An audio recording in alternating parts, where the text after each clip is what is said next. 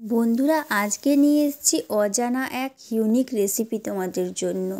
তোমাদের কথা দিলাম বন্ধুরা, এর স্বাদ কিন্তু একদমই ভোলার নয়, আর এর স্বাদ কিন্তু তোমরা আর কোথাও পাবে না। এতটাই সুস্বাদু হয়, মাত্র একটা জিনিস দিয়ে যে এত সুন্দর একটা রেসিপি বানানো যায় বন্ধুরা, এই ভিডিওটা না দেখলে তোমরা কিন্তু বিশ্বাসই করবে না একদম। এতটা সুস্বাদু হয়, ছোট থেকে বড় কিন্তু সবাই এটা প্রাণ ভরে খাবে। একবার দিলে কিন্তু বারবার চাইবে খেতে, এতটাই সুস্বাদু হয় বন্ধুরা। আর তোমরা কিন্তু এটা যে কোনো উপোসের দিন খেতে পারবে, খুবই ভালো লাগে বন্ধুরা। উপোসের দিনে কিন্তু তোমরা এটা বানিয়ে খেতে পারো, একদম অমৃত স্বাদ, মুখে দেওয়া মাত্র কিন্তু মিলিয়ে যাবে বন্ধুরা। এতটাই সুস্বাদু হয় এই রেসিপিটা, একদমই সুস্বাদু বন্ধুরা।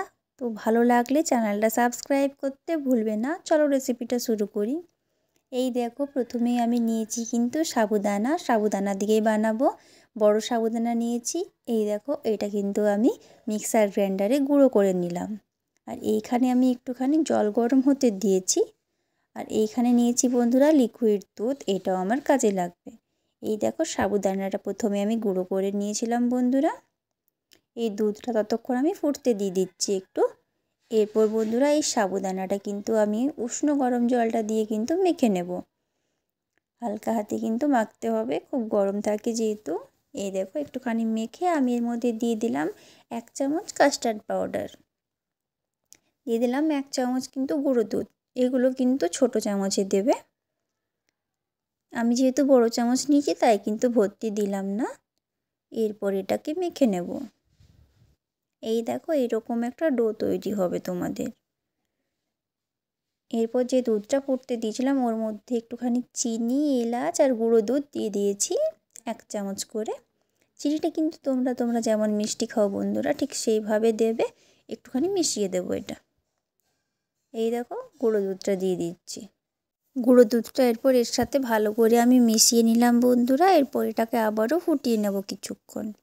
আর এই দেখো, যে ডোটা বানিয়েছিলাম তার মধ্যেখান থেকে একটুখানি নিয়ে এই দেখো এইরকম গোল গোল কিন্তু বানাতে হবে। এইভাবে, ঠিক এইভাবে কিন্তু বানাতে হবে। দেখো, সবগুলো আমি বানিয়ে নিয়েছি, দেখতে কতটা সুন্দর লাগছে বন্ধুরা। এরপর এখানে বাটিতে একটু গরম জল হতে দিয়েছি, দিয়ে দিলাম ওর মধ্যে সামান্য একটু লবণ। আর দিয়ে দেবো বন্ধুরা আমি 1 চামচ ঘিটা দিয়ে দিলাম পুরোটাই। এই দেখো, একটুখানি মিশিয়ে নিচ্ছি যেন ঘিটা ভালো করে মিশে যায়। ঘিটা দেওয়ার পর 2 মিনিট ফুটিয়ে নিতে হবে জলটা বন্ধুরা। তারপর কিন্তু যেগুলো আমি বানিয়ে রেখেছিলাম এই দেখো, এইগুলো কিন্তু এই জলের মধ্যে আমি ফুটিয়ে নেব। সেদ্ধ করে নিতে হবে মোটামুটি 7 থেকে 10 মিনিটের মতো। এই দেখো, সেদ্ধ হচ্ছে বন্ধুরা, কত সুন্দর ফুটে উঠেছে। সেদ্ধ হয়ে গেছে, নামিয়ে নিয়েছি বন্ধুরা। এরপর কিন্তু এটাকে আমি সাদা জল দিয়ে ধুয়ে নেব। এই দেখো, সবগুলো ধুয়ে আমি রেডি করেছি। তো বন্ধুরা, তোমাদের আমি দেখাই একটা হাতে নিয়ে যে কত সুন্দর সেদ্ধ হয়ে গেছে। আর দেখো কতটা নরম তুলতুলে হয়েছে বন্ধুরা। এই দেখো কতটা সুন্দর। এই দেখো, এখানে কিন্তু আমার লিকুইড দুধটা যেটা ফুটতে দিয়েছিলাম সেটাও হয়ে গেছে একদম মালাইয়ের মতো। এই দেখো, এখানে আমি একটা বোল নিয়ে নিয়েছি। বোলের মধ্যে আমি এইগুলো যেগুলো বানিয়েছিলাম গোল গোল, এইগুলো কিন্তু দিয়ে দেবো সাবুদানা দিয়ে। উপর থেকে একটুখানি যে মালাইটা বানিয়েছিলাম সেই মালাইটা দিয়ে দেব।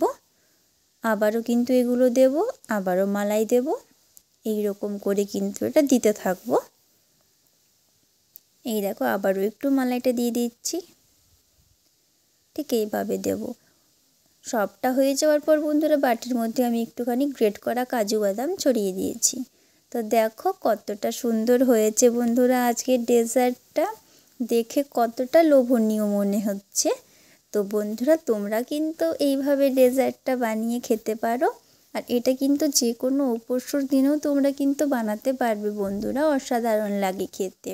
আর এটা কিন্তু বাচ্চারাও খুবই পছন্দ করবে, আর বড়রাও খুবই পছন্দ করবে। একবার না বানিয়ে খেলে তোমরা কিন্তু এর স্বাদটা বুঝতে পারবে না।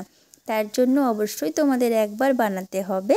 তো বন্ধুরা, অবশ্যই একবার বানাও, আর কেমন হয়েছে সেটা কিন্তু আমাকে কমেন্টসের মাধ্যমে জানাতে ভুলবে না একদমই।